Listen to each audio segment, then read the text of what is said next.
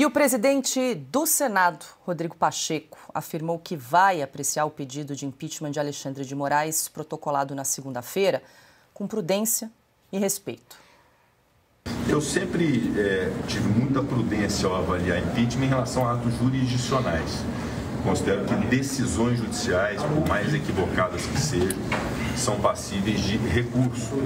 E é inusitado pensar por decisão jurisdicional na cassação de um ministro, quando outros ministros ratificam a mesma decisão. A análise será feita com toda prudência, com todo zelo, sobretudo com todo respeito e com muita honestidade de minha parte, especialmente em deferência àqueles que a legitimam, que são meus colegas parlamentares.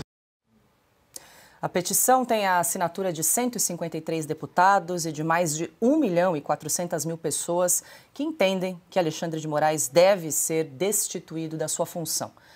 Depois de reunir uma multidão na Avenida Paulista, a oposição aposta que a obstrução das votações do Congresso será uma das principais ferramentas para pressionar Rodrigo Pacheco. Outra opção na agenda é realizar uma manifestação contra Rodrigo Pacheco em Minas Gerais, reduto eleitoral do senador.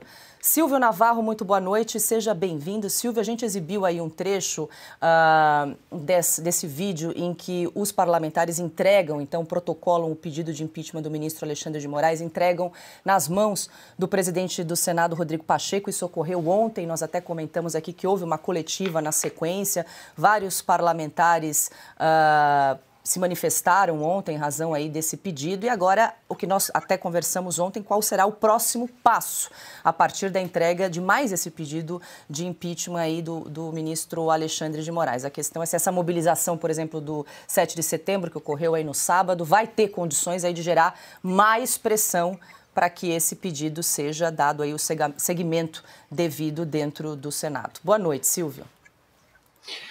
Boa noite, Paula. Boa noite, Ana, Piotr, meu irmão Augusto. Boa noite para quem nos acompanha. Paula, vou repetir o comentário que fiz ontem em relação a esse mesmo assunto.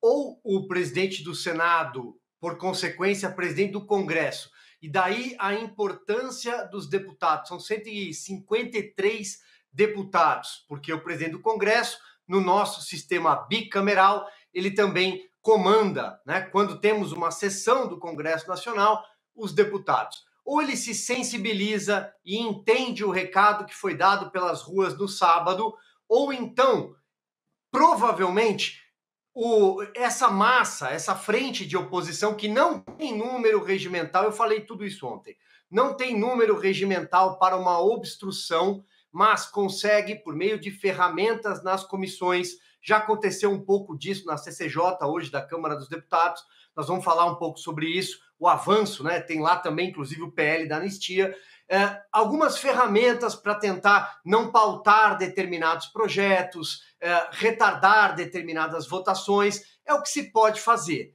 né? Então, esse deve ser o movimento que nós vamos assistir. E há um entendimento de uma parte de senadores, mas isso precisa do amparo da advocacia do Senado, para que o plenário seja chamado. Nunca houve isso, há um ineditismo em torno de tudo isso. Então vamos aguardar para ver se determinadas manobras jurídicas... Ontem eu comentei sobre a história, até eu lembrei do Mozar Viana, presidente da Câmara dos Deputados, que disse que o regimento cabe tudo, há determinadas manobras. Então, em relação ao que a gente falou ontem e hoje, praticamente não há nenhuma novidade.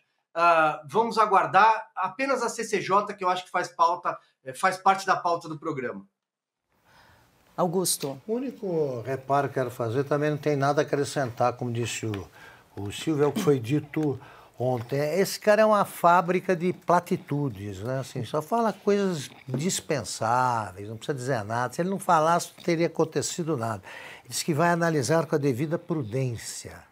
Pode substituir prudência por safadeza, malandragem, estrabismo, parcialidade e pouca vergonha. E aí você está mais próximo da verdade. Piotr. Eu vou só pedir licença, mas eu vou repetir o que disse ontem, que no caso do senador Pacheco vale a pena. Que prudência que ele precisa para entender que houve violação das prerrogativas dos advogados, como está no pedido de impeachment. Que prudência é necessária para entender que houve prisão preventiva para obtenção de delação premiada? Que prudência que ele precisa ter para ver que sim, há abuso de poder, violação dos direitos humanos, do direito legal, prevaricação que desencadeou a morte do Clériston da Cunha. Tem um cadáver, uma pessoa que morreu. Que prudência que ele precisa ter, por exemplo, de que não houve concessão de liberdade provisória para quem tinha problemas de saúde. O Clériston da Cunha é um caso, mas há outros também. Que prudência, por exemplo, ele precisa ter, conhecedor do direito que é, ele não pode, o senador Rodrigo Pacheco não tem o benefício da ignorância jurídica. Não, ele conhece o direito, não tenho dúvidas sobre isso. Então, que prudência ele precisa ter para, obviamente, reconhecer, porque isso está na cara, ele só precisa dizer formalmente que há dilatação das prisões, violação de direitos políticos parlamentares, uso indevido de recursos tecnológicos do Tribunal Superior Eleitoral. Agora, recentemente, nesse escândalo divulgado pela Folha de São Paulo, o maior da justiça brasileira, ou do Twitter Files Brasil, você que espere. Bom, isso tudo está no pedido. E ele sabe, essas coisas são de conhecimento público, os brasileiros estão vendo tudo isso acontecer há muito tempo. Ele também está vendo isso acontecer. Eu posso entender a expressão prudência. Não vou responder agora, mas ele vai dizer não para tudo isso? Não, nada disso aconteceu. Eu não vejo razão nenhuma para um pedido de impeachment com tudo isso. Esse é o ponto. Porque ao, por exemplo, vamos imaginar na hipótese dele negar o prosseguimento desse pedido.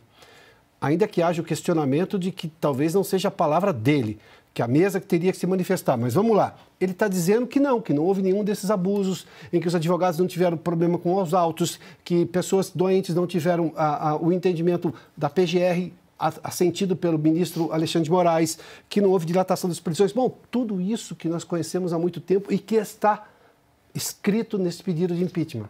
Ele vai dizer não a tudo isso, que nada disso aconteceu, e vai convencer os brasileiros? Não, não vai convencer.